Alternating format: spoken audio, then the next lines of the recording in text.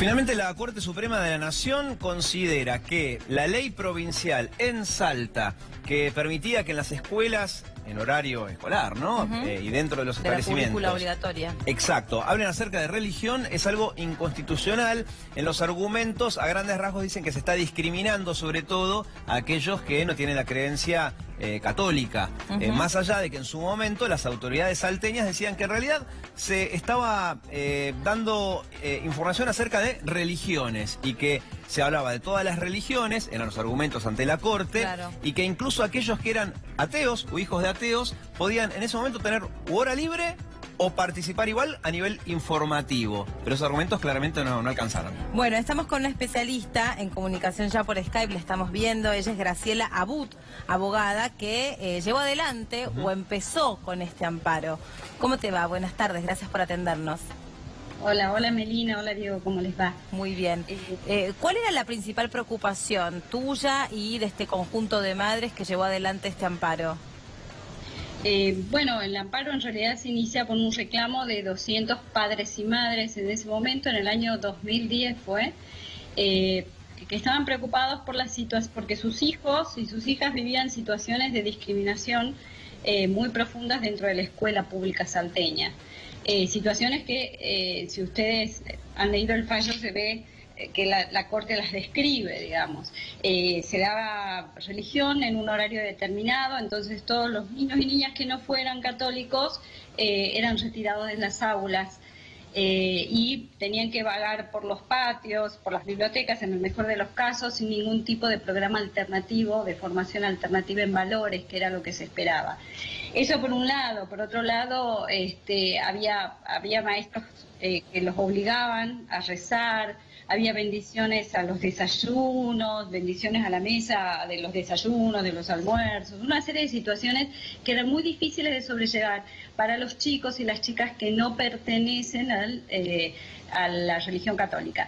De hecho, está a decir que solo se daba en este horario de religión que es obligatoria, que fue obligatoria a partir de una ley del año 2008 del gobernador Urtubey, que fue proyecto del gobernador Urtubey.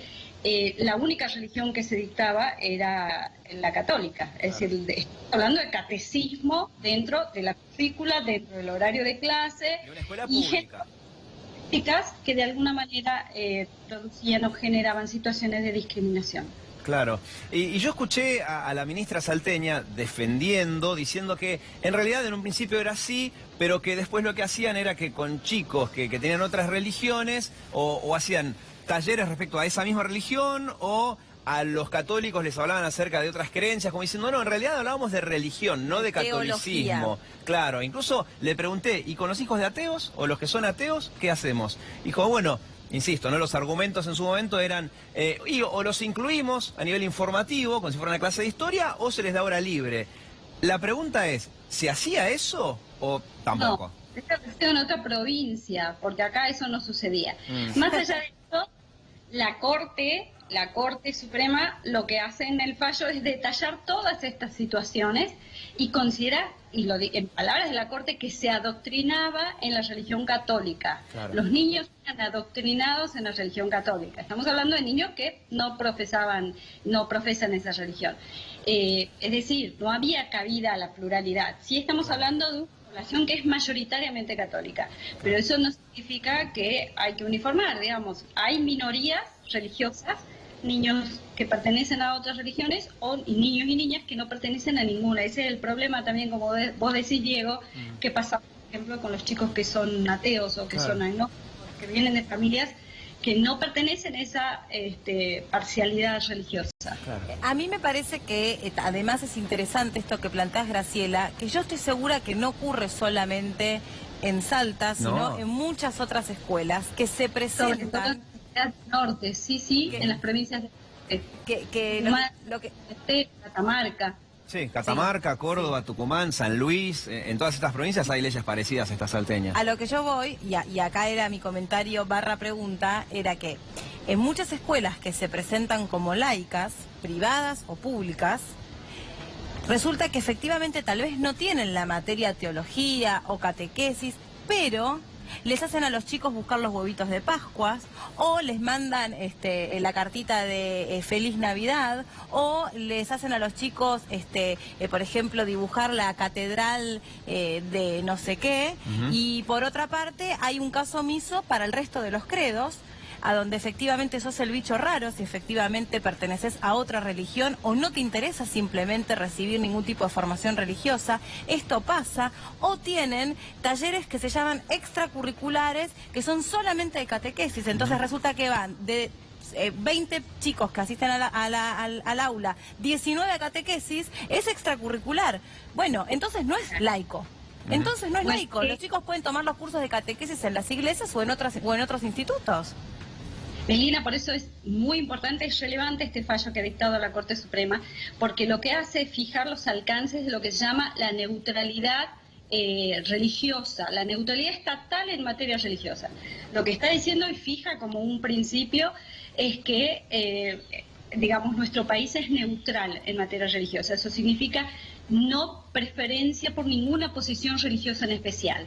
Y lo vuelve a decir la Corte y rescata ahí todos los debates de los constitucionalistas, no solo de la Constitución del 94, está rescatando todos esos debates en donde los es que necesitamos un Estado laico y que nuestro Estado es laico como punto clave, digamos, para promover los valores democráticos, para promover la igualdad de oportunidades. De hecho, antes de la reforma de la Constitución era condición sine qua non que el presidente sea católico.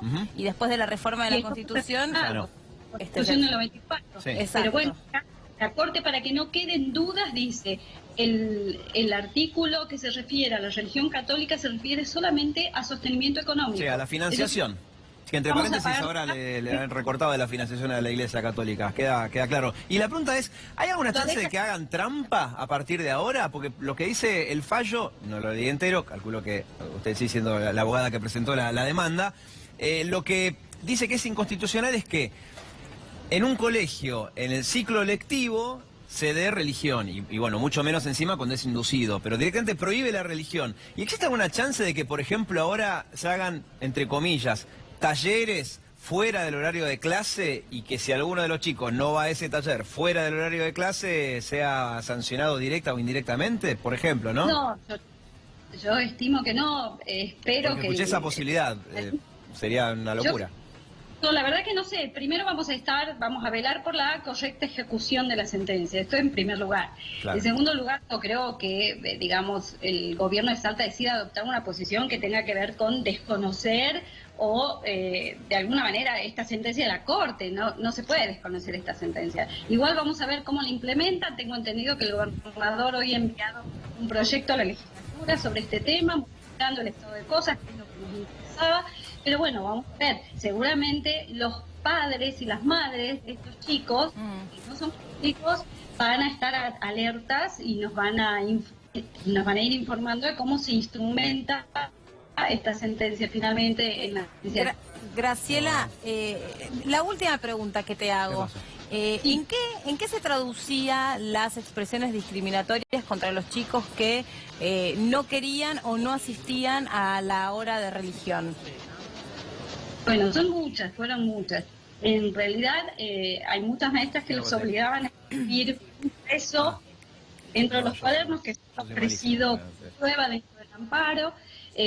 También los obligaban a rezar o a pararse, digamos, decía, por una cuestión de respeto, aunque no seas católico, te tenés que parar cuando nosotros rezamos. Los obligaban a dar gracias cuando se bendice la mesa.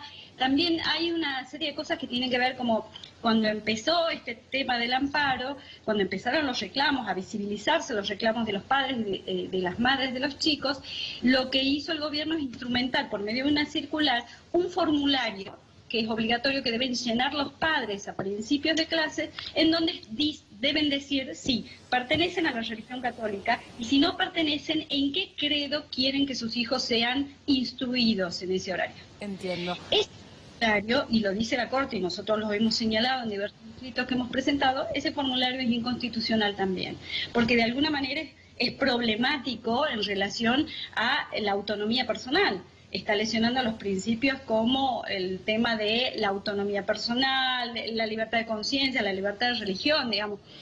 Hay una ley dentro de nuestro país que tiene que ver con esto, proteger estos datos sensibles. Nadie puede ser obligado a decir a qué religión profesa. Es como estar obligado a decir la orientación sexual. Digamos, ese formulario está implementado y estaba funcionando en la provincia de Salta sin ningún tipo de problemas, digamos. Pero nosotros hemos señalado su inconstitucionalidad y la Corte ayer lo reafirma.